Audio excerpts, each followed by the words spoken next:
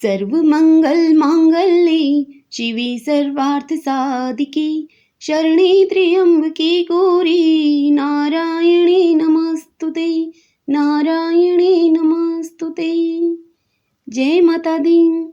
भगतजनों, आज हम श्री दुर्गा सप्तशती पाठ से अध्याय 6 और 7 की कथा सुनेंगे। इस अध्याय की कथा में हम ध्रुमलोचन वध और चंड-मुंड का वध की कथा का रसपान करेंगे। तो आइए सर्वप्रथम देवी का ध्यान करते हुए सब बोलिए अम्बे गौरी मात की जय, ओम नमः चंडिकाय।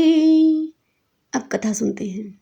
ऋषि कहते हैं, देवी का यह कथन सुनकर दूत को बड़ा ही अमर्ष हुआ और उसने दैत्यराज के पास जाकर यह सब समाचार विस्तार पूर्वक कह सुनाया। दूत के उस वचन को सुनकर दैत्यराज कुपित हो उठा और दैत्य सेनापति धूम्रलोचन से इस प्रकार बोला, हे धूम्रलोचन, तुम शीघ्र अपनी सेना को साथ लेकर जाओ और उस दुष्टा के केश पकड़कर घसीटते हुए उसे बलपूर्वक यहाँ ले आओ। उसकी रक्षा करने के लिए यदि कोई दूसरा खड़ा हो तो वह देवता, यक्ष अथवा गंधर्व क्यों न हो, उसे अवश्य मार डालना।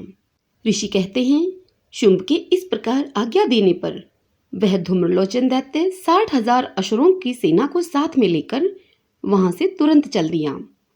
वहां पहुंचकर उसने हिमालय पर रहने वाली देवी को देखा और ललकार कर उसे कहा, अरे तू शुंभ निशुंभ के पास चल।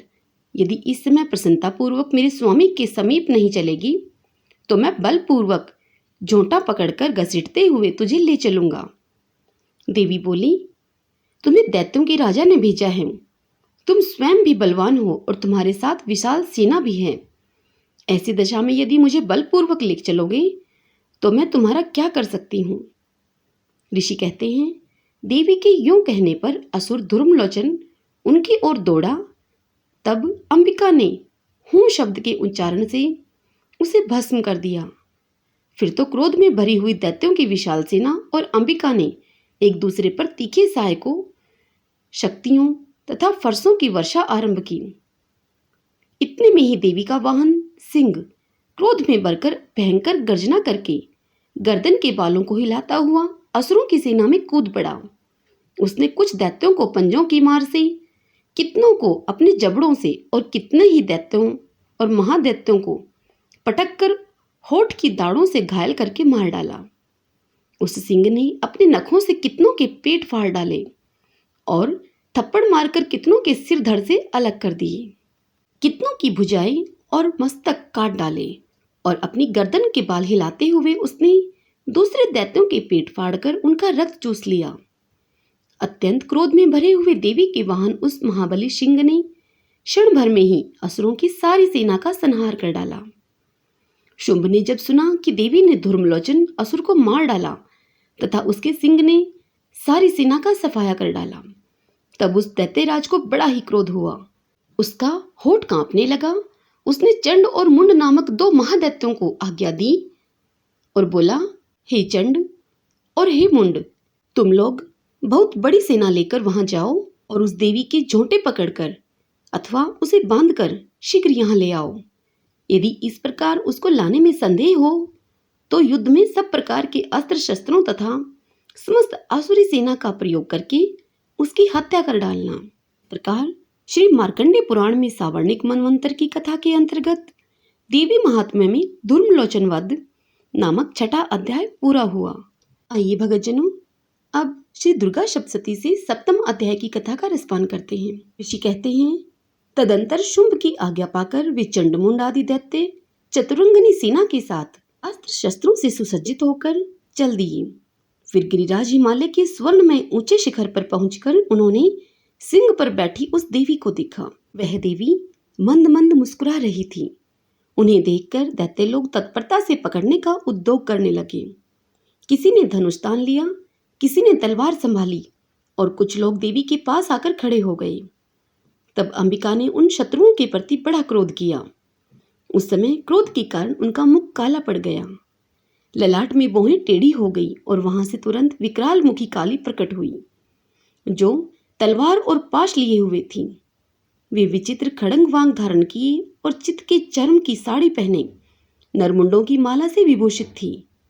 उनके शरीर का मांस सूख गया था, केवल हड्डियों का ढांचा था, जिससे वे अत्यंत भयंकर जान पड़ती थीं। उनका मुख बहुत विशाल था, जीभ लपलपाने के कारण वे और भी अधिक डरावनी प्रतीत होती थीं। उनकी आंखें भीतर को धसी हुई और कुछ लाल थीं।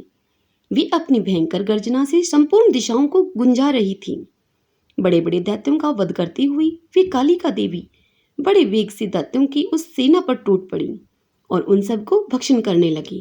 वे पार्श्व रक्षकों, अंकुशधारी महावतों, योद्धाओं और घंटा सहित कितने ही हाथियों को एक ही हाथ से पकड़कर मुंह में डाल लेती थी। इसी प्रकार घोड़े, रथ और सारथी के साथ रथी सैनिकों को मुंह में डालकर वे उन्हें बड़े भयानक रूप से चबा डालती थी। किसी के बाल पकड़ लेती, किसी का गला दबा देती, किसी को पैरों से कुचल डालती और किसी को छाती के धक्के से गिराकर मार डालती थी। वे असुरों के छोड़े हुए बड़े बड़े अस्त्र शस्त्र मुंह से पकड़ लेती और रोष में भरकर उनको दांतों से पीस डालती थी। काली ने बलवान एवं दुरात्मा दैत्यों की वह सारी सेना रौंद डाली, खा डाली और कितनों को मार भगाया।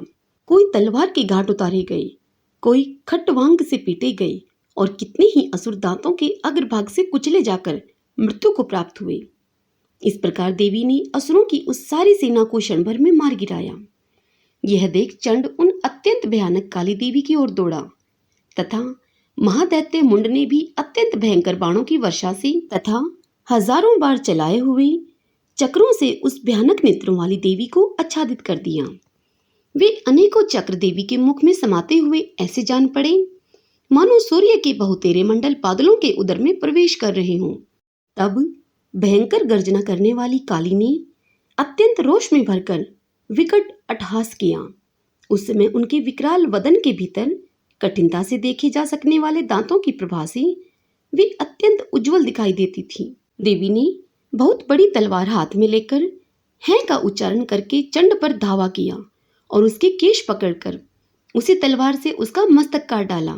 चंड को मारा हुआ देखकर मुंड भी देवी की ओर दौड़ा। तब देवी ने रोष में भरकर उसे भी तलवार से घायल करके धरती पर सुला दिया। महापराक्रमी चंड और मुंड को मारा गया देख मरने से बची हुई बाकी सेना भय से व्याकुल होकर चारों ओर भाग गई।